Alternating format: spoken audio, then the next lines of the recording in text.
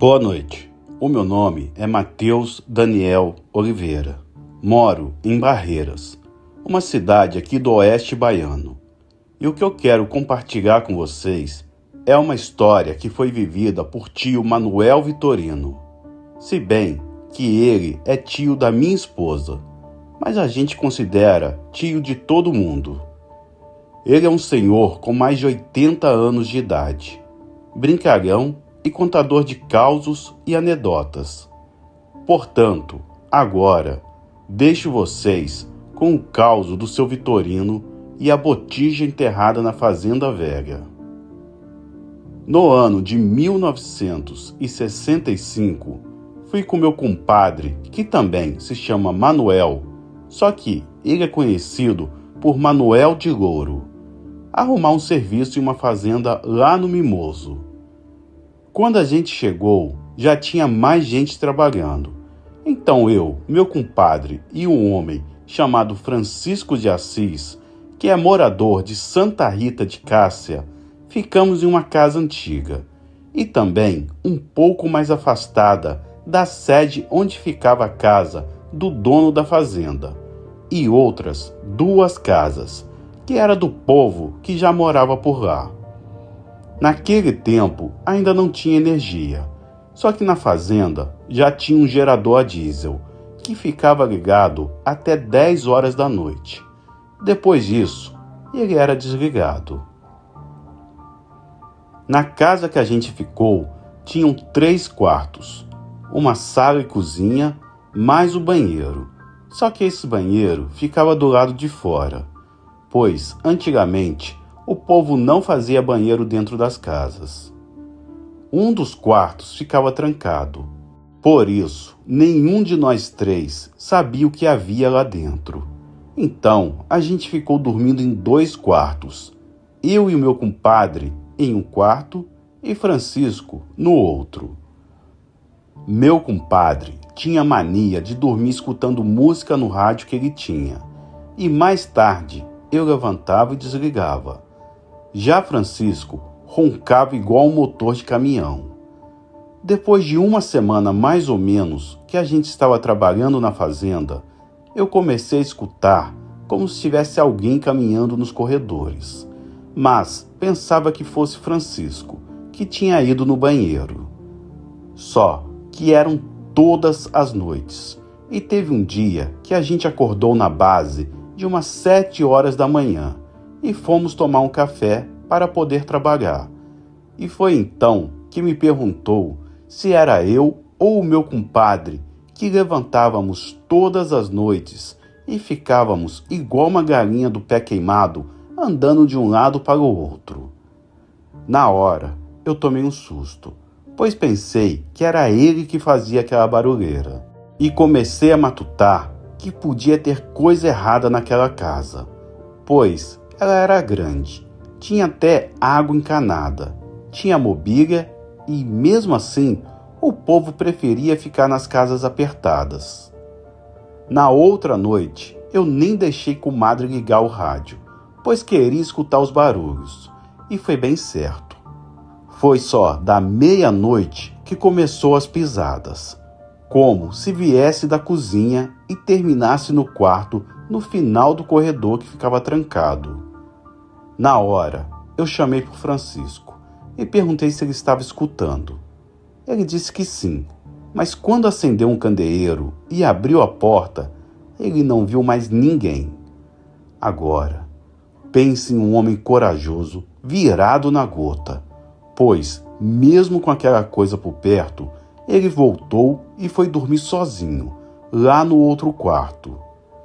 No outro dia, pela manhã, depois que a gente tomou café e pegamos nossas ferramentas e saímos para a lida, e quando chegamos no galpão, eu perguntei ao pessoal que morava por lá por que eles tinham abandonado a casa que a gente estava ficando. Foi então que um homem que já morava desde quando pertencia a outro dono me disse que aquela casa era assombrada. Ele falou que um homem que foi dono daquele lugar tinha enterrado uma botija cheia de ouro e ficava procurando alguém de coragem para ir arrancar. Na hora, eu me benzi e falei que preferia morrer pobre do que meter a mão nesse tipo de coisa. O meu compadre disse a mesma coisa, só que Francisco pensava diferente. Ele falou que se o defunto aparecesse para ele, ele ia escavucar até achar a botija, pois ele já estava cansado de trabalhar e viver pobre. Naquela noite eu dormi igual uma pedra. Não vi barulho algum, mas também, quando acordei, senti falta de Francisco. Mas depois, já na hora que a gente estava saindo para o serviço, ele apareceu, com os braços todo arranhado e carregando uma lamparina. Eu perguntei onde ele estava. Ele disse que saiu cedo, ainda no escuro, para poder dar uma volta. Mas eu não acreditei. Porém, não insisti e fingi que acreditei. Mas o meu compadre ficou conversando com ele. Então, ele disse a verdade. Francisco disse que naquela noite acordou e foi no banheiro. Quando ele estava voltando, escutou uma pisada dentro de casa. Ele pensou que podia ser eu ou o meu compadre, mas, quando levantou as vistas, viu que no terreiro, em frente à porta dos fundos, havia um homem, alto, bem vestido, que usava um chapéu, parado, olhando para ele. Antes mesmo dele falar alguma coisa, o homem perguntou se ele era corajoso. Na hora ele sentiu um arrepio no pé da nuca.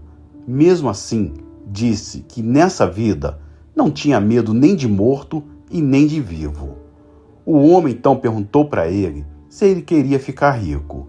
Ele disse que sim. Então falou para ele seguir ele e foi. Só entrou dentro de casa, pegou um lampião e foi andando junto com o homem por dentro da mata até chegar perto de um pé de braúna. Quando chegou lá, o homem apontou e disse que se ele tivesse coragem, era só cavar e nunca mais ia precisar trabalhar para ninguém nessa vida. Mas que tudo tem um preço. Depois disso, o homem evaporou. Francisco pegou o caminho de volta, mas ele se perdeu e por mais que andava, não achava a vereda para voltar. Por isso, ele resolveu sentar e esperar o dia amanhecer. Só que, enquanto ele dormiu, ele teve um sonho. Mas esse sonho, ele disse que não podia contar para ninguém. E quando acordou, já estava bem perto da casa que a gente ficava. Como tinha conhecido Francisco há poucos dias, fiquei na dúvida se aquilo que ele falou era verdade ou coisa da cabeça dele. Mas, de todo caso, a gente foi trabalhar e depois disso, as coisas ficaram calmas na casa. Depois de umas 2 semanas, quando deu a boca da noite, Francisco pegou um facão, um lampião e entrou na mata. Eu ainda perguntei onde ele ia. Ele disse que depois voltava, que ia pegar umas cascas de pau, que era para um homem lá da cidade dele fazer um preparado. Só sei que o dia amanheceu e nada de Francisco voltar. Então, eu falei com o pessoal lá da fazenda. O gerente mandou os homens todos entrarem na mata para procurar por ele. Mas a gente caminhou por todo lugar, até perto do meio-dia, e nada de encontrar nem mesmo rastro. Foi então que me lembrei que ele falou do pé de braúna. Então o gerente disse que tinha uma árvore dessas, mas era para o outro lado da fazenda. E, na hora, a gente chegou e só achou o lampião caído na vereda e um buraco de quase 1 metro no pé da árvore. Depois disso, por muito tempo, ninguém ouviu falar em Francisco. Mas, na base de 10 anos depois, eu encontrei ele, lá em Barreiras, parecendo um doutor. Até dente de ouro tinha na boca. Quando eu vi ele, chamei pelo nome. Ele me reconheceu, me cumprimentou e perguntou como estavam as coisas. Eu disse que tudo bem, conforme a graça de Deus. Perguntei o que tinha sucedido com ele. Na hora, o homem deu uma risada e falou que nunca mais precisou trabalhar para ninguém e me chamou para tomar uma cerveja, que ele pagaria. Quando a gente sentou para tomar uma cerveja, ele me disse o que aconteceu. Ele falou que só podia tirar a botija na sexta-feira de lua e que não podia ir com ninguém. Era apenas ele. Por isso, ele pegou o facão e foi sozinho.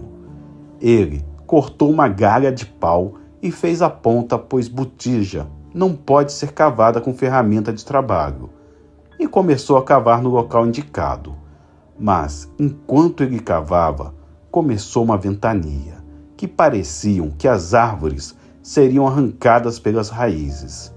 Mesmo assim, ele continuou. Depois, começou a escutar uns barulhos que pareciam choro, risada, berro e até galo cantar. Ele escutou tudo e, como se estivesse bem perto dele, quase no pé do ouvido, que se não fosse corajoso, sairia correndo de lá. Mas ele era bem ganancioso e foi até o fim.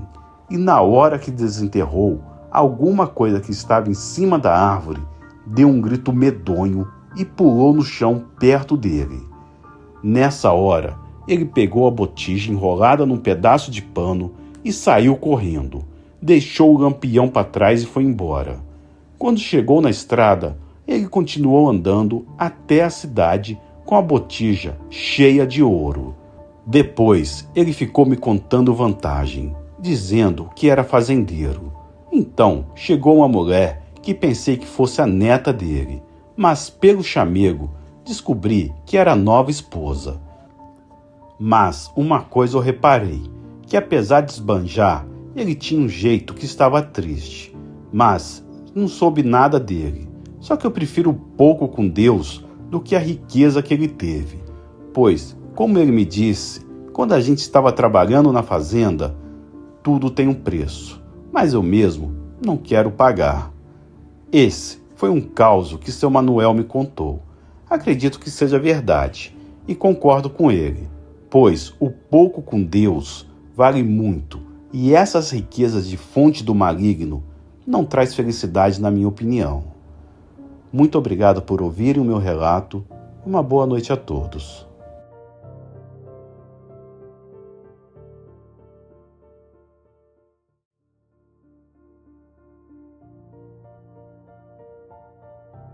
Meu nome é Ângela e gostaria de contar para vocês a história que aconteceu com minha prima Camila. Camila é minha prima por parte de mãe. Toda nossa família é de origem bem humilde e sempre precisamos estudar e trabalhar bastante para conseguir e alcançar nossos objetivos. E Camila sempre levou isso muito a sério. Desde criança, sempre foi muito dedicada aos estudos. Sempre acreditou que esse seria o caminho para uma vida melhor. Seu sonho sempre foi se tornar uma médica e salvar vidas. Todavia, ela sabia que precisaria estudar muito para conseguir uma vaga em uma universidade federal ou bolsa de estudos de 100%.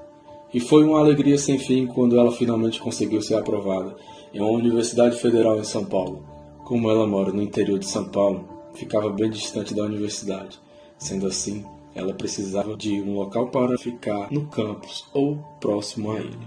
Havia um quarto vago no campus, o quarto 303. Este quarto não era ocupado por nenhum estudante, pois diziam que ele era assombrado pelo fantasma de uma aluna que foi brutalmente assassinada 10 anos antes e a sua morte nunca foi resolvida. O assassino não foi encontrado e a alma da pobre Isabela não descansa em paz. Camila não tinha opções, não podia rejeitar a acomodação, senão teria que desistir de seu sonho, e isso ela não estava disposta a fazer de forma alguma. Assim, no início do ano letivo, Camila se mudou para dar início à jornada pela carreira de seus sonhos. Logo na primeira noite, Camila começou a ouvir barulhos estranhos no quarto, como se alguém estivesse andando pelos corredores, mas quando abria a porta não via ninguém. Depois, começou a sentir uma presença estranha no quarto, como se alguém estivesse observando. Camila tentou ignorar os acontecimentos estranhos, pensando que eram apenas coisas de sua cabeça. afinal estava muito influenciada pelas histórias contadas sobre o quarto. Mas a presença fantasmagórica de Isabela parecia cada vez mais real. Ela sentia a temperatura do quarto mudar de repente, objetos se movendo sozinho e a presença de alguém sentado ao seu lado na cama. As aulas começaram. Camila precisava dedicar muito do seu tempo aos estudos, só que não estava conseguindo dormir direito à noite. Acabava acordando muito cansada e isso estava prejudicando seu desempenho estudantil. Ela fez amizade com outros alunos que lhe contaram um pouco mais da história da jovem falecida. Isabela era uma linda jovem que chamava muita atenção por onde passava, não só pela beleza estonteante, mas também pelo seu carisma e simpatia. Ela era uma ótima aluna e sempre ajudava quem precisasse. Vários foram os pretendentes a namorado dela no campus. Todavia, ela já namorava há muito tempo, um rapaz de sua cidade. Ele fazia faculdade em outra universidade.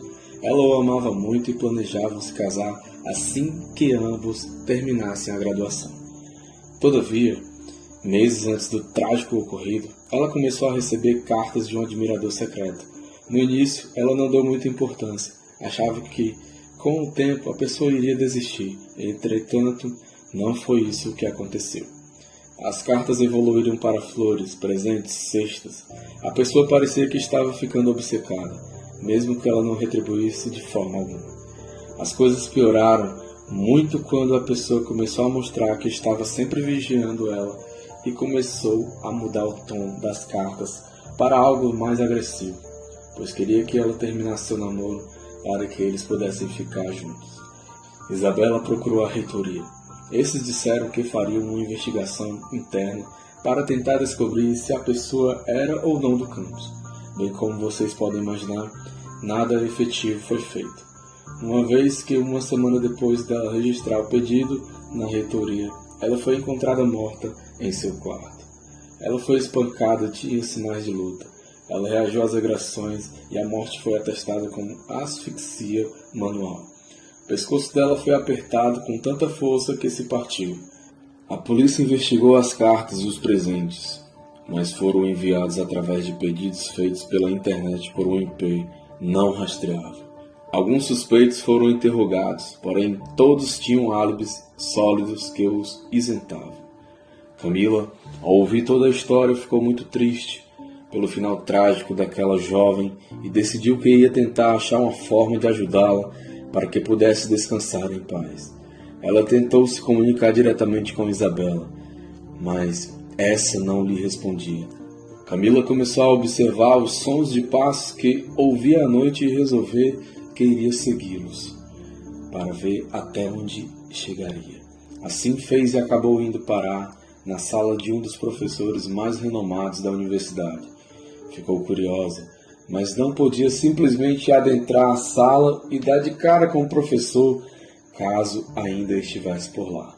Dessa forma, ela decidiu que no dia seguinte iria faltar a sua aula e ficar de olho quando o professor saísse e tentaria entrar para ver se encontrava alguma pista. Não sabe se foi sorte ou se Isabela a estava ajudando. O professor estava saindo da sala logo cedo, quando no momento em que iria fechar a porta, recebeu uma ligação. Distraído, acabou deixando a porta destrancada. A oportunidade não foi perdida.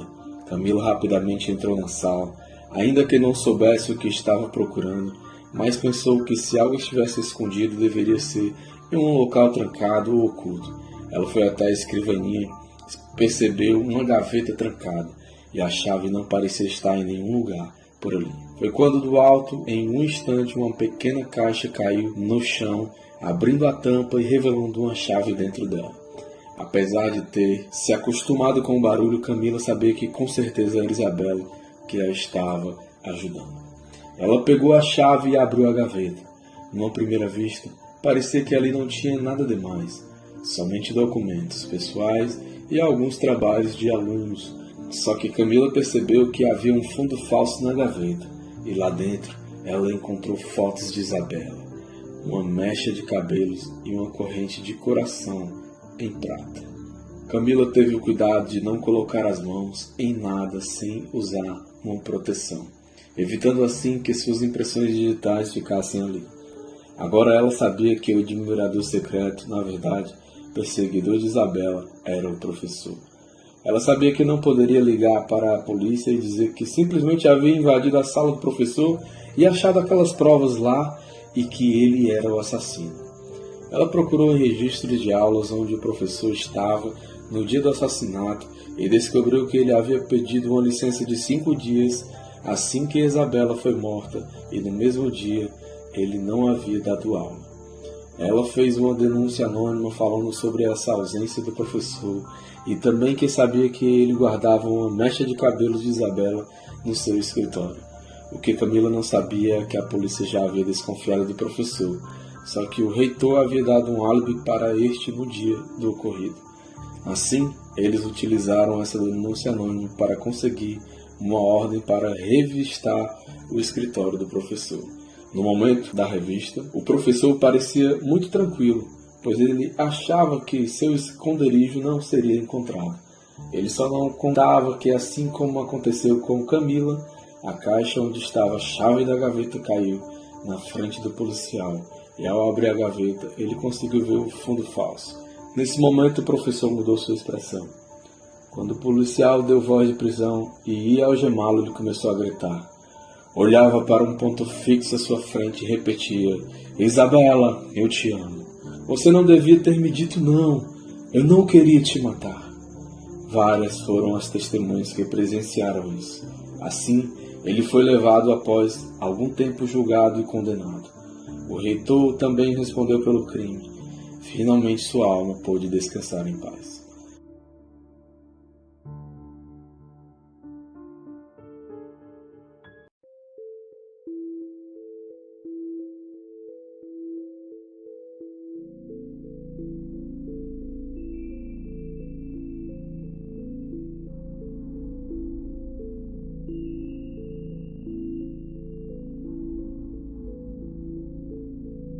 Boa noite, meu nome é Alex, tenho 35 anos, sou vigilante e moro na cidade de São Mateus, Espírito Santo, e vou contar o meu relato sobrenatural. É um relato sobre uma ocorrência registrada no livro de ocorrências da faculdade, no ano de 2021. Quem registrou a ocorrência me contou com detalhes o que aconteceu naquela madrugada. Era uma noite como a outra qualquer. Não havia mais alunos, nem professores e nem técnicos. A equipe de vigilantes preparava um cafezinho para enfrentar o frio que ia se anunciando, no vento lá fora e nos uivos que escapavam pelas frestas. Todos eles vestiam seus casacos, não tanto por sentirem frio, mas como forma de conterem arrepios ocasionais. A lua estava em crescente, dando alguma luz, mas não muita. À meia-noite passara muito tempo, e um dos vigilantes, que tinha saído em ronda, estava demorando demais. Os outros dois começaram a se perguntar se alguma coisa havia acontecido. Pelo tempo, dava para fazer 2 rondas, disse um deles.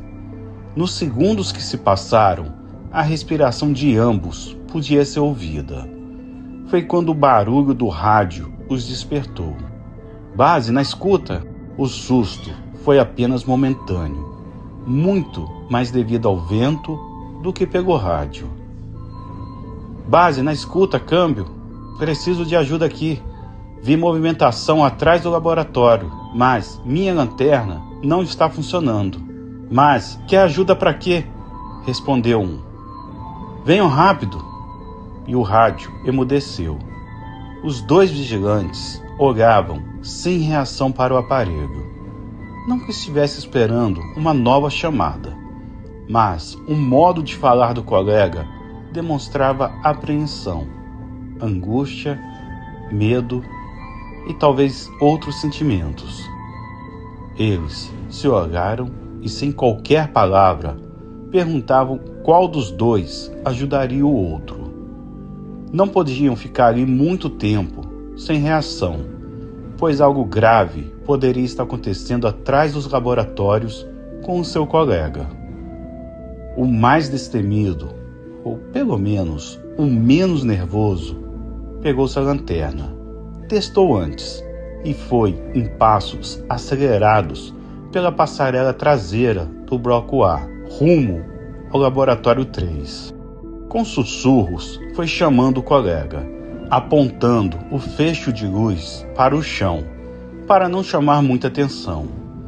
Nos fundos do prédio, encontrou o outro vigilante, encostado à porta de vidro, como se quisesse atravessá-la, só se apertando contra ela.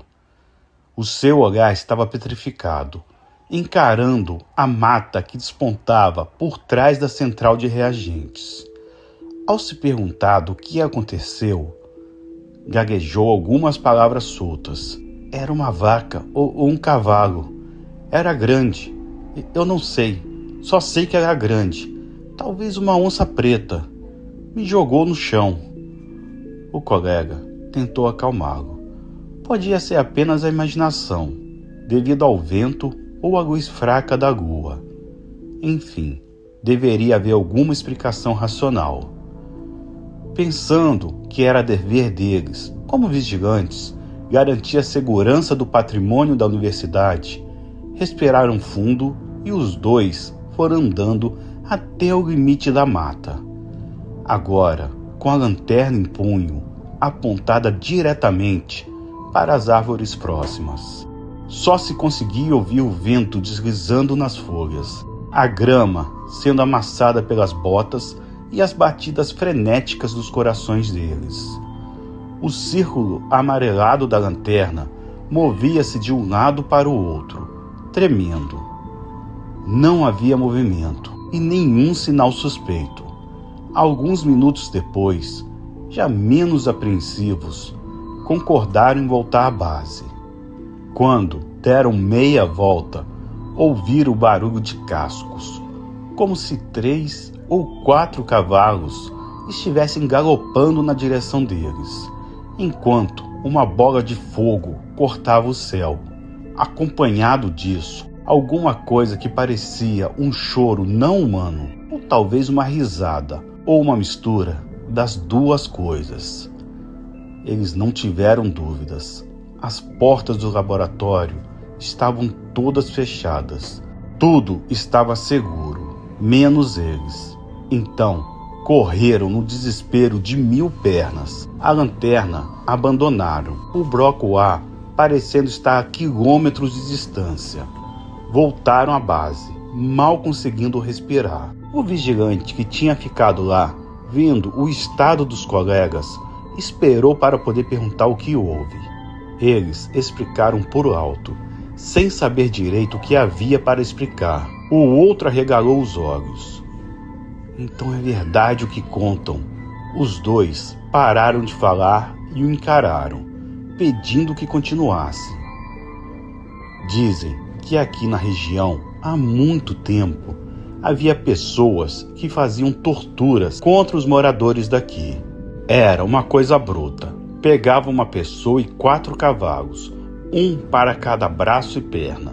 Aí davam chicotadas nos bichos, indo um para cada direção. Dizem que esses corpos nunca mais eram encontrados. Os 3 olharam-se entre si. Aquele que foi o primeiro levantou-se, pegou o livro de ocorrências para escrever a ata e segurou a caneta. O que escrever? Diga que achou que viu uma movimentação suspeita atrás do laboratório 3. Foi até o local, apenas ouviu choros e risadas. É melhor assim. Depois daquela noite, as rondas feitas durante a madrugada se tornaram muito mais rápidas, especialmente atrás do laboratório 3. E, se alguém reparar na ata que o vigilante redigiu, perceberá que a expressão movimentação suspeita foi escrita com uma letra tremida. Essa história aconteceu de verdade com os vigilantes de uma faculdade aqui do interior de São Mateus, no Espírito Santo, local onde os escravos eram brutalmente torturados e assassinados. Esse foi o meu relato. Se você gostou, compartilhe e deixe seu comentário. Uma boa noite e fiquem com Deus.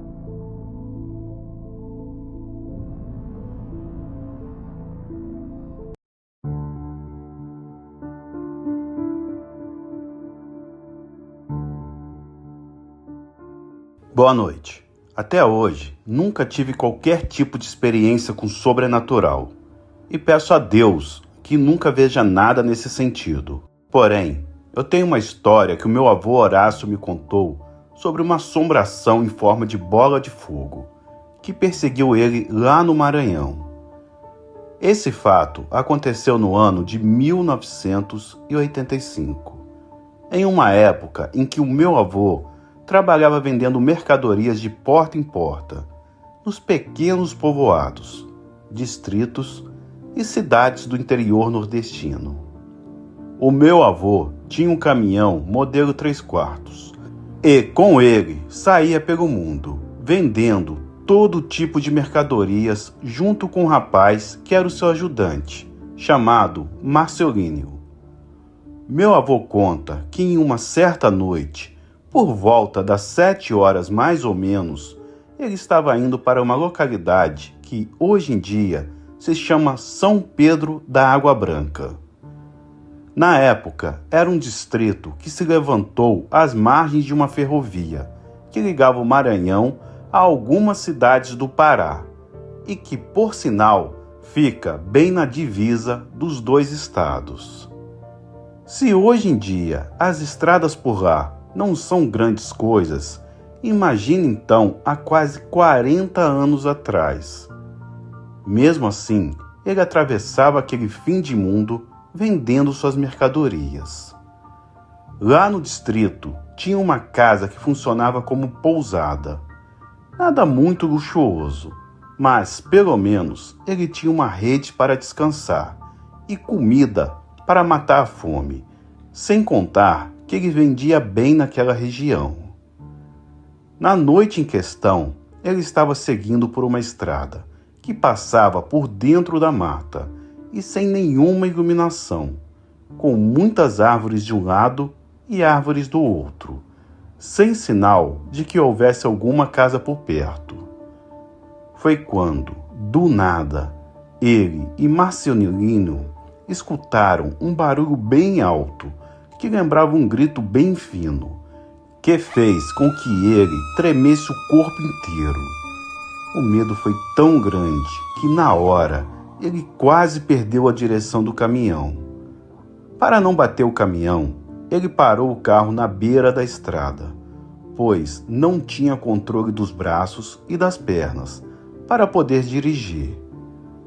Só que nem meu avô e nem Marcelino desceu da boleia do caminhão. Eles preferiram ficar lá dentro, parados, apenas esperando que a coisa se manifestasse outra vez.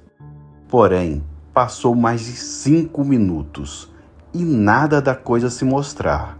E por isso, ele pensou que fosse um pássaro ou algum animal que vivia na floresta, que fez o barulho. Assim, ele relaxou um pouco mais. Depois disso, ele voltou a dirigir, mas não podia ir rápido, e para piorar a situação, um pouco mais adiante, existia uma encruzilhada. Porém, ele errou o caminho e passou direto ao invés de para o povoado.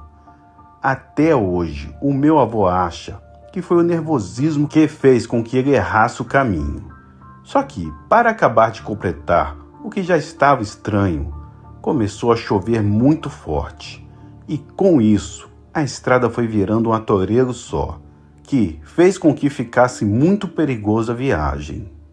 Sendo assim, ele parou o caminhão na beira de uma porteira e ficou lá dentro, esperando a chuva passar. Porém, ouviu novamente o barulho, e dessa vez ele teve a certeza que era um grito que parecia ser de dor ou desespero. Marcelino começou a rezar para tudo quanto era santo, que ele se lembrou no momento. Foi então que o meu avô viu pelo retrovisor uma bola de fogo que estava vindo pela estrada e, com certeza, não era farol de nenhum carro. Quando chegou perto, ela passou por cima e seguiu pela estrada gritando e fazendo os barulhos. Meu avô quase fez xixi nas calças de tanto medo, pois sabia que não era coisa desse mundo. Nem o meu avô e nem Marcelino não sabiam o que era aquilo e só queria sair de qualquer jeito. Porém, com aquela chuva caindo forte daquele jeito, era quase impossível deles conseguirem dirigir o caminhão. Depois de alguns minutos e com um relâmpago iluminando o céu, Marcelino percebeu que havia uma porteira e havia uma casa. E nessa hora ele teve a ideia de correr para lá, pois ele acreditava que dentro da casa seria mais seguro do que eles ficassem dentro da boleia do caminhão e no meio da estrada com aquela coisa por perto. O meu avô concordou com ele e os dois saíram correndo para casa. Passaram por cima da porteira e foram gritando pedindo ajuda e também torcendo para que na casa tivesse algum morador. Eles bateram na porta e gritaram feito loucos e, por sorte, acenderam uma luz de lamparina e escutaram uma voz dentro da casa, perguntando quem era e o que eles queriam. Meu avô disse que se chamava Horácio e que estava com o carro na estrada esperando a chuva passar, só que tinha visto uma bola de fogo gritando. O homem abriu a porta. Eles entraram.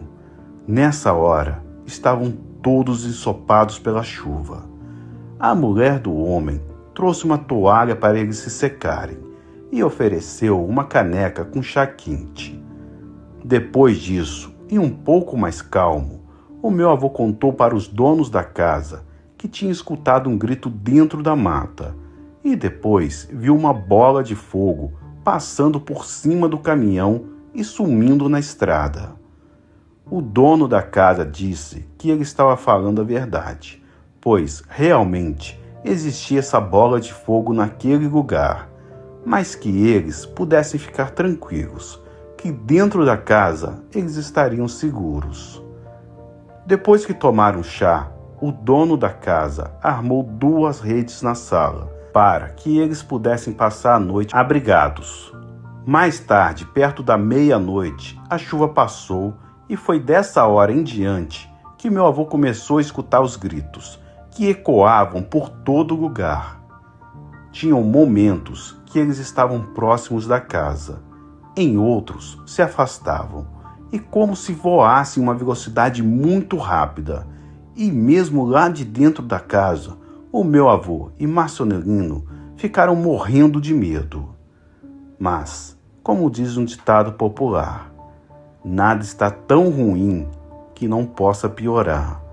Pois não é que a bola de fogo começou a rodear a casa? Então, meu avô teve a ideia de olhar por baixo da janela. Ele disse que a bola, na verdade, era como se fosse uma cabeça em chamas de uma pessoa, e parecia que ela também olhava para ele pelo espaço entre a janela e o batente, querendo ver quem estava dentro da casa. Meu avô deu um grito de medo e já caiu sentado na rede. E, na mesma hora, o dono da casa e sua esposa saíram do quarto com uma lamparina na mão e ficaram com eles lá na sala. A bola de luz continuou gritando, como se estivesse com muita raiva, e também a claridade aumentou e iluminou a casa, já que as paredes tinham muitas frestas e a luz passava por dentro dela. Mas o que chamou muita atenção do meu avô foi o fato que, apesar daquela criatura do lado de fora da casa e os donos demonstrarem uma certa tranquilidade, como se soubessem que aquilo não os faria mal. Quando o sol já estava quase saindo, a criatura desapareceu e pouco tempo depois, já com o dia claro, o meu avô e Marcelino se despediu do casal que os abrigou e voltou para o caminhão. Ele fez a manobra e voltou para ir até o distrito. Porém, quando estava perto da encruzilhada, encontrou uma mulher caminhando sozinha na estrada, no sentido contrário ao deles. Meu avô permaneceu por 2 dias no distrito, mas antes de ir embora, ele resolveu passar na casa do casal e presenteá-los com algumas panelas, em forma de agradecimento por ter dado abrigo a eles dois na noite que viram a criatura na estrada. Quando chegaram em frente à porteira da casa, notaram que a mesma mulher que eles viram caminhando na estrada estava no terreiro, com o casal. Eles foram convidados a entrar e almoçar. Marcelino, que era bem observador, percebeu que a mulher franziu a testa de raiva dos dois, como se não quisesse a presença deles na casa. Por isso, ele foi logo falando que já estava atrasado. Antes de sair, ele entregou algumas panelas e foram embora. Porém, assim que saiu, ele olhou para trás através do retrovisor e viu como se os olhos daquela mulher brilhassem de uma maneira estranha. Tempos depois, meu avô ficou sabendo que a mulher era filha do casal. Ela era solteira e morava com eles na casa isolada, bem longe de tudo, e que poucas vezes ela ia até o distrito. Depois de algum tempo, meu avô retornou à casa, mas dessa vez não haviam mais moradores. Tanto o casal quanto a filha se mudaram para uma cidade lá do Pará e ninguém nunca mais teve notícia deles. Essa foi a história que meu avô Horácio me contou, e pelo que conheço dele, sei que foi tudo verdade. Obrigado por ouvirem o meu relato e uma boa noite a todos.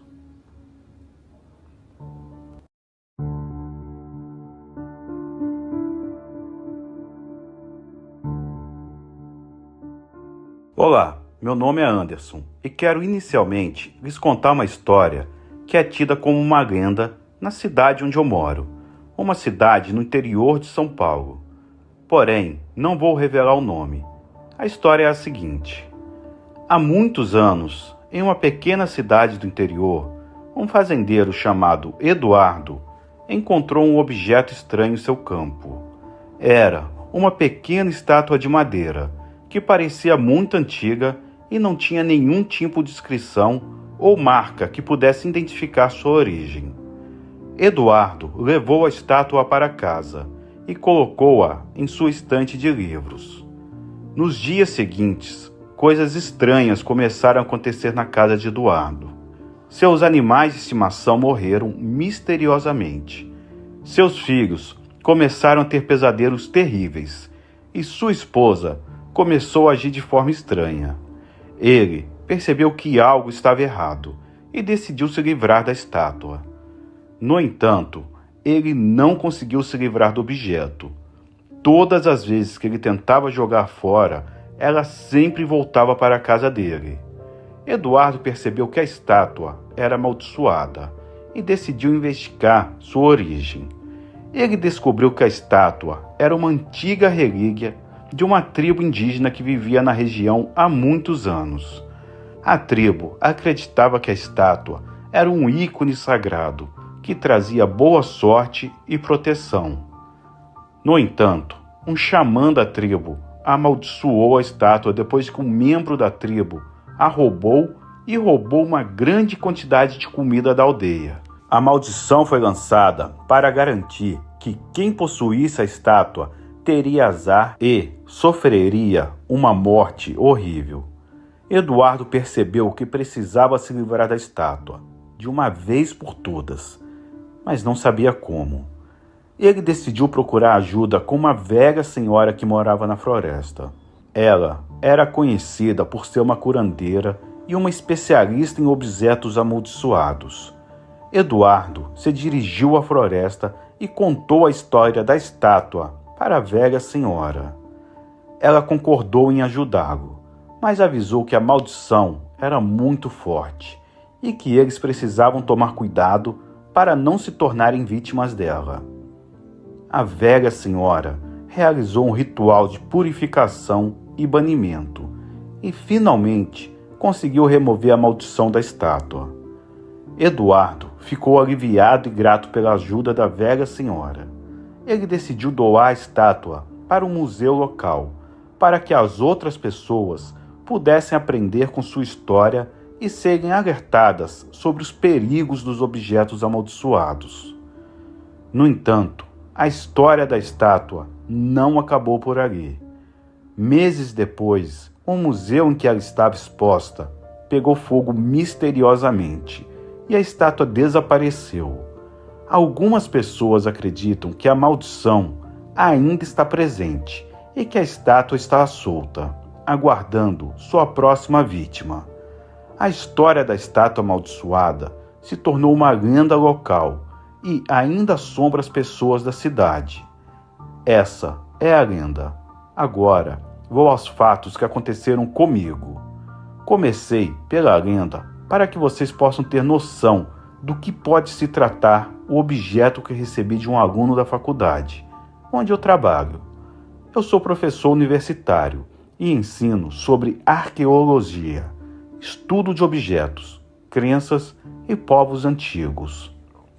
Recentemente, um aluno meu, que sempre foi muito aplicado na matéria, começou a aparecer menos nas aulas. Suas notas começaram a cair e percebi que ele não aparecia de jeito nenhum. Assim que tive uma oportunidade de encontrá-lo, questionei o que estava acontecendo. Vou chamar ele de Paulo, não sendo este o seu nome verdadeiro. Paulo me contou que, como sempre gostou muito de arqueologia, sempre que tinha oportunidade, percorria lojas de antiguidades, procurando por objetos que aparentassem ser bem antigos e pudessem ter uma história por trás. Em uma dessas suas caçadas, encontrou uma pequena estátua que parecia trazer consigo alguma história interessante. De imediato, a comprou e a levou para sua casa.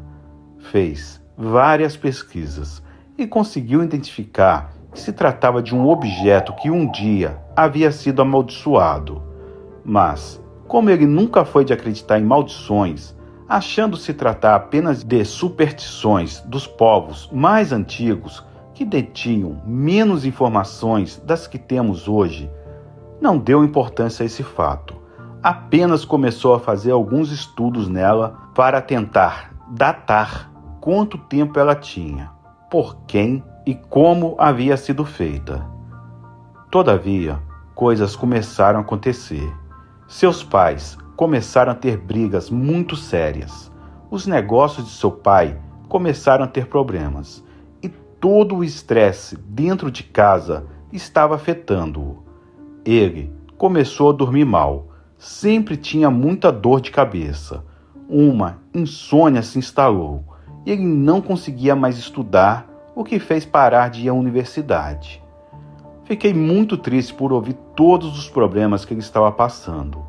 Ele disse que, mesmo que não acreditasse nas lendas, era muita coincidência tudo isso ter acontecido apenas depois dele ter encontrado a estátua e levado para sua casa. Ele olhou bem nos meus olhos e me perguntou o que eu achava sobre isso. Se eu acreditava em maldições, e eu disse que havia coisas que não podíamos explicar, mas que eu não era tão crente assim nesses assuntos. Então, ele me fez a pergunta para a qual eu dei a resposta que me arrependo profundamente de ter dado. Me perguntou se eu aceitaria a estátua para que eu, com os recursos que tinha, pudesse descobrir mais sobre ela, se havia realmente uma maldição e se tinha uma forma de acabar com ela. Eu lhe respondi que sim. Percebi nos seus olhos naquele momento o alívio que ele sentiu, e eu me senti bem por poder tentar ajudá-lo. Daí por diante, as coisas começaram a se complicar. Após ele me entregar a estátua, eu levei para casa e a deixei em meu escritório. Coloquei ela junto a vários outros objetos antigos que eu tinha e sobre os quais eu sabia todas as histórias. Eu sou casado. Tenho uma filha de 8 anos chamada Angélica, que eu apelidei de Anjo. Uma garotinha extremamente alegre e ativa, que sempre está disposta a brincar e me contar todas as novidades de seu dia. Minha esposa sempre foi muito compreensiva e atenciosa. Ela dedica seus dias a cuidar de nossa família. É uma artista. Pinta lindos quadros e de tempos em tempos participa de exposições, mas o faz mais por prazer do que por trabalho. Pouco depois de eu levar a estátua para casa, notei uma mudança de comportamento em minha esposa. Ela parecia estar cansada e irritada, sem motivo aparente. Começou a brigar comigo sempre e eu não sabia nem o que fazer. Minha filhinha, que era sempre muito esperta e alegre, de repente caiu doente. Ficou letárgica, tinha febre, não conseguia se alimentar direito. Imediatamente a levamos para o hospital, onde ela ficou internada. Minha esposa, de alguma forma, sem muito explicar, me culpou. Disse que era culpa minha, a nossa pequena estar doente, e disse que não queria mais olhar na minha cara. Aquilo tudo acabou comigo, e eu logo percebi que sim, era minha culpa. Na verdade, daquela maldita estátua, que eu fiz a besteira enorme de aceitar. Corri para minha casa, peguei um martelo e destruí ela em pedacinhos. Porém, não muito tempo depois, a encontrei no mesmo lugar onde ela estava antes, totalmente intacta. Me desesperei, tentei jogá-la fora, mas nada. Ela sempre voltava. Enquanto isso, a saúde de minha filha piorava. Desesperado, saí em busca de pessoas que pudessem me ajudar a lidar com tudo aquilo. Fui a uma loja onde eram vendidos artigos religiosos de várias culturas, e fui atendido pelo dono, que era uma pessoa muito conhecedora desses assuntos. Ao ver a estátua, ele fez o sinal da cruz, e já sabia que se tratava da estátua indígena amaldiçoada. Ele me disse que não há como destruir ela. A única forma de se livrar da maldição é passar ela para uma outra pessoa, oferecê-la como um presente. A pessoa que a receber ficará com a maldição até passar para outra pessoa. É um ciclo sem fim. Eu procurei Paulo e percebi que ele estava recuperado e muito bem. Contei a ele o que me ocorria. Ele se desculpou. Não sabia que era assim que se livrava daquilo. Se soubesse, não teria me dado ela, mas que não poderia recebê-la de volta. Agora, eu vou contar o que fiz há 2 dias. E espero que não me julguem. Não sei se vocês fariam o mesmo ou não. Não me arrependo, pois salvei a vida de minha filha e eu não mediria nenhum esforço. Eu entreguei a uma pessoa desconhecida, depois de anunciar na internet que estava doando aquela peça para pessoas que fossem colecionadoras de objetos antigos. Uma pessoa rapidamente me pediu a estátua, e eu a encontrei em um parque da cidade. Não perguntei informações sobre ela. Não quero saber. Não quero encarar a culpa pelo mal que estou passando para outro. Mas, como disse, não me arrependo e faria de novo, pois minha filha está tendo uma recuperação que deixou os médicos surpresos, e minha esposa me pediu desculpas por ter me culpado, mal sabendo ela que estava correta. A estátua ainda está por aí. Então, tome muito cuidado ao aceitar um presente de um estranho ou até de alguém conhecido que possa lhe querer o mal, ou simplesmente por estar desesperado para se livrar da maldição da estátua. Obrigado e uma boa noite.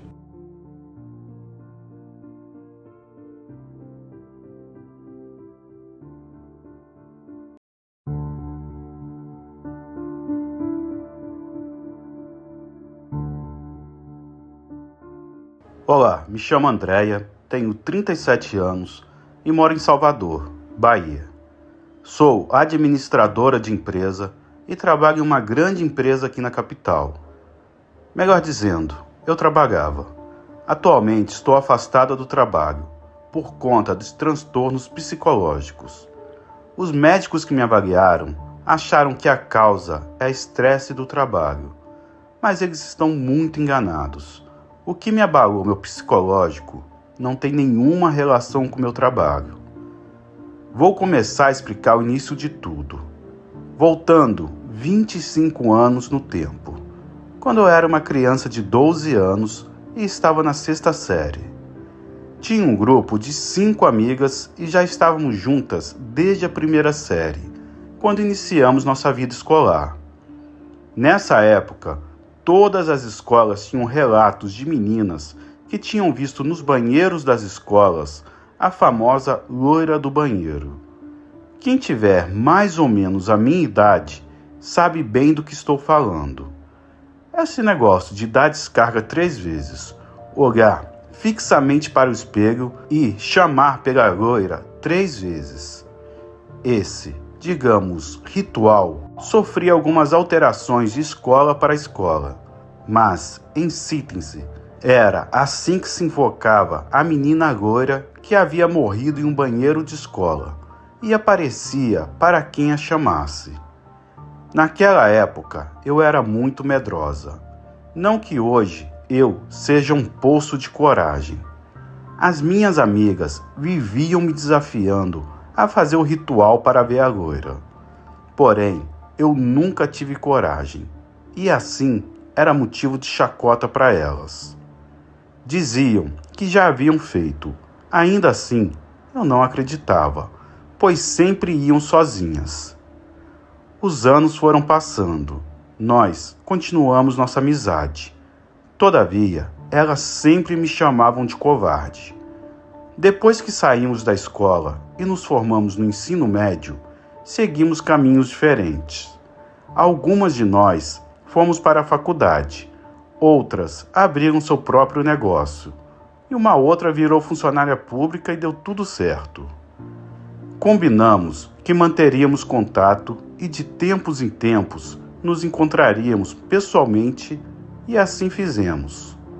Nosso último encontro aconteceu há 6 meses e eu gostaria que as coisas tivessem sido diferentes. Nos reunimos na minha casa. Tenho um namorado, entretanto, cada um mora em sua casa. Assim, como moro sozinha, minha casa é o melhor lugar para nossos encontros. Podemos ficar à vontade. Conversa vai, conversa vem, estávamos bebendo, quando um velho assunto veio à tona. Se eu ainda era covarde como antes, ou se havia tomado coragem para encarar o desafio. Eu me injuriei e falei que não tinha mais medo de nada e que encararia qualquer desafio. Nessa hora, metade falando que era o álcool que eu havia bebido, e a outra metade era porque eu queria acabar de uma vez com aquela fama de covarde. Então, elas me desafiaram a ir até o banheiro, fazer o ritual e elas ficariam na porta para poder ouvir. Tomei mais um gole de bebida e rumei para o banheiro, cheia de coragem. A lenda dizia que tinha que ser feito o ritual em um banheiro de escola. Por isso, não tive medo de ir. Entrei no banheiro, dei as 3 descargas, olhei fixo para o espelho e chamei pela loira do banheiro 3 vezes. E como eu esperava, nada aconteceu. Eu apenas senti um frio na espinha e saí, cantando vitória para as meninas, falando que nunca mais elas poderiam me chamar de covarde. Ficamos por mais umas 2 horas conversando, rindo e bebendo, até que nos despedimos e elas foram para suas casas. Tomei um banho e fui escovar os dentes, e por um instante fiquei olhando para o meu reflexo no espelho. Senti que algo parecia estranho, mas não dei muita importância, pois havia bebido demais. Deitei na cama e apaguei. Acordei na manhã seguinte com uma baita ressaca. Era sábado e eu não ia trabalhar. Apesar disso, passei o dia com meu namorado fora de casa. À noite, quando cheguei em casa, eu fui me preparar para dormir. Comecei a ter uma sensação estranha, como se alguém tivesse me observando. Tentei ignorar e fui dormir. No entanto, nos dias que se seguiram, aquilo começou a piorar. Eu acordava no meio da noite e por diversas vezes, sempre com a mesma sensação de que algo me observava. Aquilo começou a me deixar muito paranoica. Não dormia direito e acabava ficando estressada e mal-humorada. Me sentia fraca, estava pálida. Meus colegas de trabalho sempre me perguntavam se eu estava bem, até que meu chefe me mandou ir ao médico, pois aquilo estava atrapalhando meu trabalho. Fui ao médico, ele me pediu vários exames, passou medicação e depois de tudo me deu afastamento médico e assim estou há 5 meses. Não obstante, as coisas não ficaram só na constante sensação de estar sendo observada. Algumas noites depois de eu ter parado de trabalhar, me senti entediada em casa. Comecei a sofrer com insônia. Nem a medicação me fazia dormir. Andava como um zumbi pela casa. Na minha sala de estar, tinha um espelho grande, desses no estilo antigo, que ficava como decoração perto da porta de entrada. Nessa noite, parei em frente a ele. Comecei a ver como minha aparência estava ruim. Foi quando percebi que meu reflexo não estava normal. Parecia que ele me fixava, me encarava de uma forma maligna. Ele não refletia os meus movimentos. Olhei ainda mais espantada quando vi os olhos ficarem pretos e um sorriso sarcástico que aquilo me deu. Soltei um grito e corri para o meu quarto, e de lá não saí a noite toda até o dia amanhecer. Achei que aquilo havia sido uma alucinação causada pela privação de sono dos últimos dias. Estava totalmente enganada. Tudo só piorou. Toda vez que eu olhava para qualquer espelho, aquela coisa que se passava por meu reflexo ria de mim. Até que, não aguentando mais, me desfiz de todos os espelhos de casa. Fiz várias pesquisas na internet, entrei em contato com algumas pessoas e descobri que espelhos são considerados portais para espíritos malignos, que não se deve invocar nada através de um espelho, pois você pode abrir caminho para o mal. Casos como o meu já aconteceram em um relato que encontrei. Foi de uma moça que, pouco tempo depois de publicar o que estava acontecendo com ela em um site que trata desses assuntos, ela simplesmente desapareceu. Vi vários anúncios de familiares que estão procurando por ela, sem nenhuma notícia e sem ideia de onde ela pode ter ido parar. Ela contou que aquele ser no espelho, que se faz parecer o reflexo da pessoa, é um demônio que vai te fazendo perder a razão aos poucos, te deixando doente físico e mentalmente, para que quando você chegar no ponto mais extremo, esse demônio possa tomar o lugar de sua alma em seu corpo, usando o espelho como ponte de travessia para o nosso mundo. Vivendo o que estou vivendo, acredito que a história dela seja real, que talvez ela mesma, sabendo de tudo isso, tenha sucumbido. Sei que eu não olho mais para espelhos, evito ao extremo sair de casa, evito minhas amigas, meu namorado e minha família. Todos estão preocupados comigo. Ainda assim, não acho que eles irão acreditar em tudo isso. E não quero mais ficar sendo levada para hospitais e clínicas, onde posso haver espelhos, pois fico sendo dopada de medicação. E isso não vai me ajudar em nada. Uma brincadeira que achei ser inocente abriu caminho para algo muito ruim. O mal se utiliza de todos os recursos para poder invadir nossas vidas. Em minhas pesquisas, descobri que assim como acontece como chamar a loira do banheiro, o tabuleiro, orija, brincadeira do copo e brincadeira do compasso, ou qualquer outra brincadeira ou ritual que tenha a intenção de invocar espíritos, são os caminhos mais utilizados para os seres malignos virem para junto de nós. Estou aqui, relatando isso para vocês, para que saibam tudo o que passei. Eu não estou desistindo. Vou continuar tentando achar um jeito de me livrar disso. Não o vejo, mas, ainda assim, sinto sua presença maligna diariamente. Contudo, se eu não conseguir, deixo minha história registrada, para que nenhum de vocês cometa o mesmo erro. Nunca mexa com o desconhecido, por mais inocente que lhe pareça. Isso pode custar sua vida e sua alma. Uma boa noite a todos.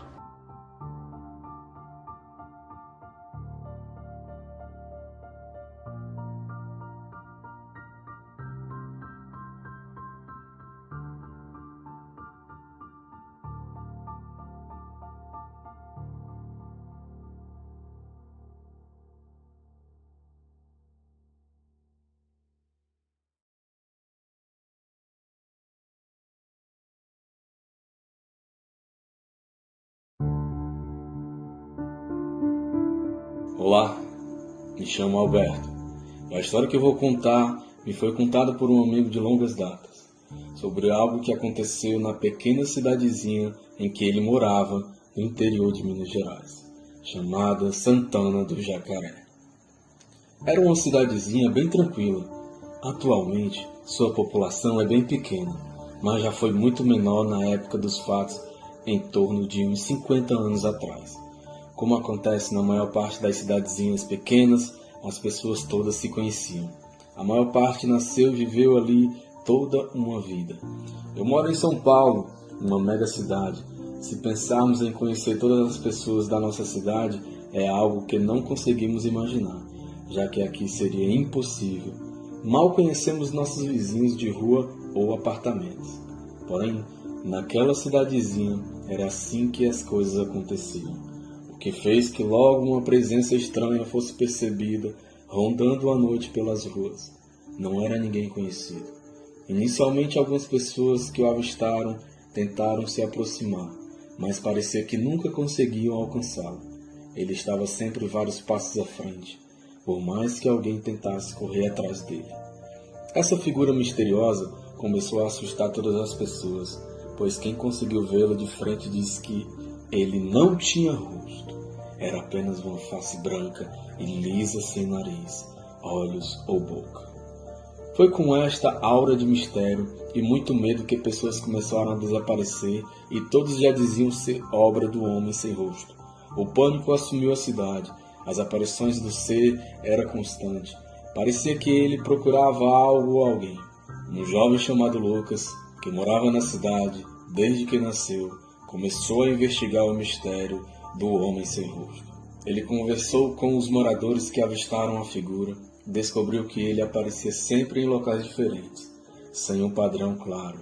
Algumas pessoas acreditam que ele é um fantasma, enquanto outros acham que ele era um assassino que se escondia na escuridão.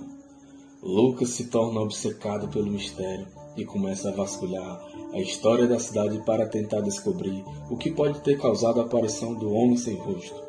Ele descobre que há muitos anos, um homem sem nome foi encontrado morto em um terreno baldio na cidade, sem rosto e sem identificação.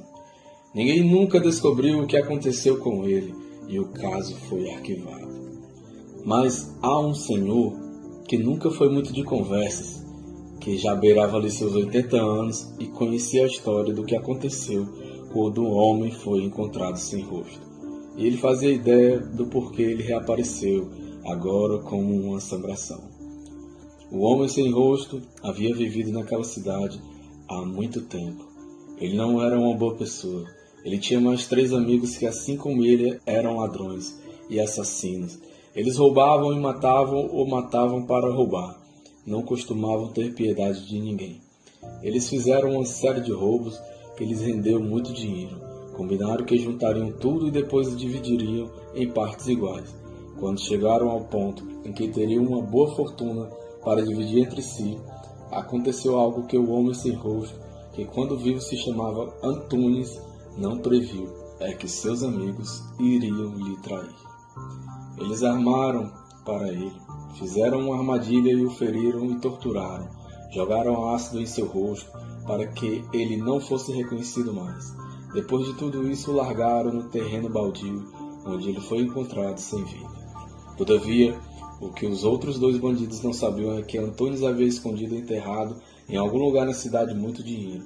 Ele pretendia trair seus companheiros e roubar deles todo o dinheiro e acabar com eles. A ganância dele acabou o levando naquela morte horrível. O que as pessoas que chegaram à cidade só depois da morte dele não sabiam é que ele já havia aparecido antes. Ele havia voltado para se vingar dos seus ex-amigos, matando-os de forma muito cruel. As pessoas, como este senhor que viviam na cidade naquela época, nunca mais tocaram no assunto. Ninguém queria se envolver e atrair a ira da assombração. Assim se passaram os últimos 40 anos, tudo muito tranquilo. A polícia naquela época não estava realmente interessada em saber quem havia matado bandidos que eles mesmos queriam ter matado antes.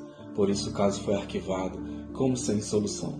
Depois de ouvir toda a história que o homem contou, ficou a dúvida por que o homem sem rosto teria voltado agora para assombrar a cidade. O que ele poderia querer? A busca de Lucas pela verdade continuou, e ele descobriu que havia um plano sendo tomado para que a cidade recebesse algumas empresas novas, que tinham muito interesse em se estabelecer lá, por conta dos impostos reduzidos que pagariam em incentivo fiscal por dar trabalho aos moradores da cidade, que ajudaria muito no seu desenvolvimento.